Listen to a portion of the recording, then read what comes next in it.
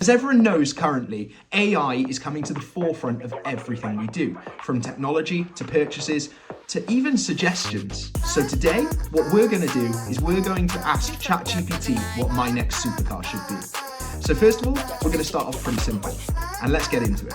So initially, I'm going to ask it what sports car it thinks should come to our garage. So we'll just copy and paste the question in and see what it comes back with. Okay, straight away, it's gone in with heavy hitters, and it's put those into a few different categories. We've got iconic and legendary, we've got modern and refined, and we've got electric and hybrid, as well as track focused and luxury and exotic.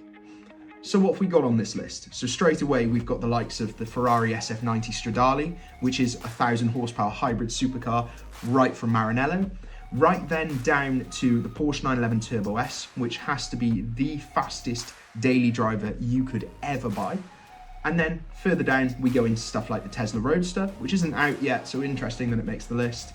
And then the 488 Pista, a little bit of American goodness with the Chevrolet Corvette Z06.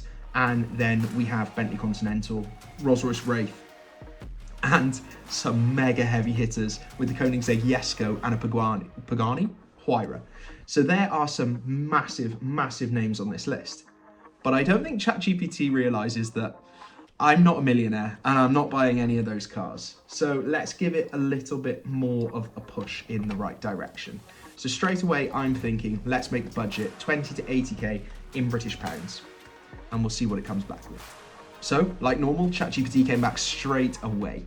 And what are we getting on this list? So it's looking at sports cars and entry-level supercars, as well as some prestige and high-end cars. So what's it putting straight at the front of the list? So we've got sports cars for under 80K, and then we have entry-level supercars, budget-friendly. Questionable whether you'd say that that's budget-friendly, seeing as you're still spending 80K, but some incredible, incredible cars. So let's have a little look through this list. So starting off, we have the 718 Cayman or Boxster.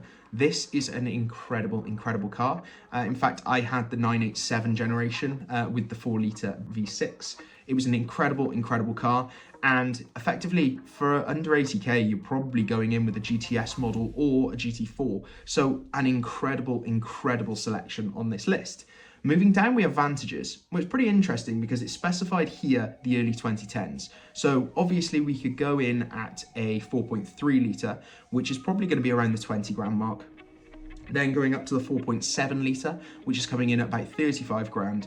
And then further again, we've got the V12s, which sit around 60. But for 80K, you could probably get the new shape.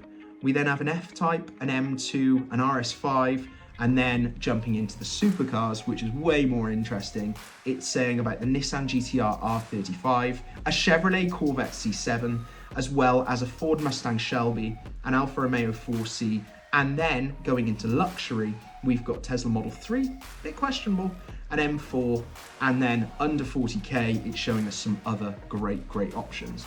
But I think the only thing that it's showing us or not showing us is the supercars for this budget.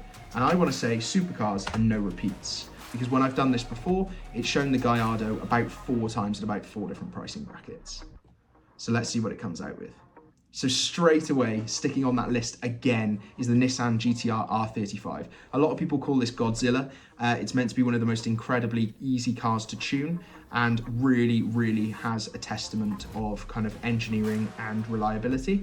One of the key things with these is apparently when you look at maintenance, you should always look at one that's got Litchfield maintenance rather than Nissan.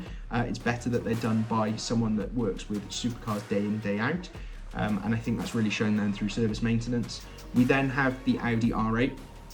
So it's really interesting here. It's again saying that we could only get into the generation 1, being the early V8s and then the early V10.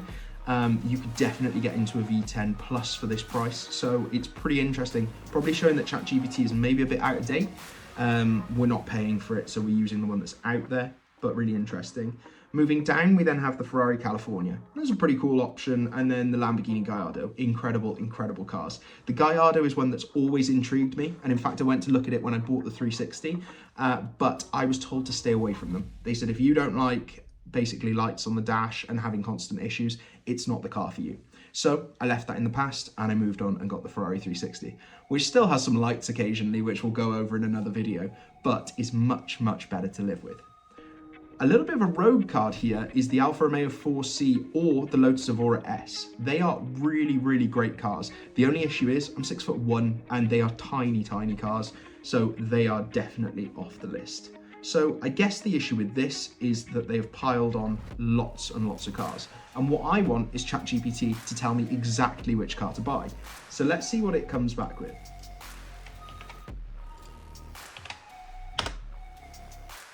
Wonder if this one takes a little bit longer to answer. Oh, okay, interesting. So one of the big things that I've been looking at in the kind of chase for the next car has been something that is supercar performance for around the 60 to 80 grand mark. And there's a lot of cars that fall into that. The V10 plus R8, the McLaren 12C. We also then have the 540 and the 570S. And well, ChatGPT has chose the 570S. So what have we got here? Well, the 570S is a 3.8 litre twin turbo V8, 570 horsepower. It's a 0 to 60 in around 3.1 seconds and can reach a top speed of 204 miles an hour. So well and truly a supercar. It's said to be high tech with driver focused interior, well that's what we want, and value for money. And the reason this falls as value for money, and something that a lot of people talk about, is the fact that they are seen as unreliable, which has then caused the second-hand market to burst and make these cars a lot more achievable. So the only thing, if I was to follow ChatGPT and buy this car, is making sure I have a warranty and that I don't keep it out of warranty. These cars are known for going wrong, and if they do go wrong, they cost an awful lot of money. So what do you guys think about ChatGPT's selection? Would you buy a McLaren 570S, or would you have something like the R35, or maybe an LP 570 Gallardo? Let me know in the comments, and please subscribe to follow the journey. I hope I see you all soon. Thanks again. Bye-bye.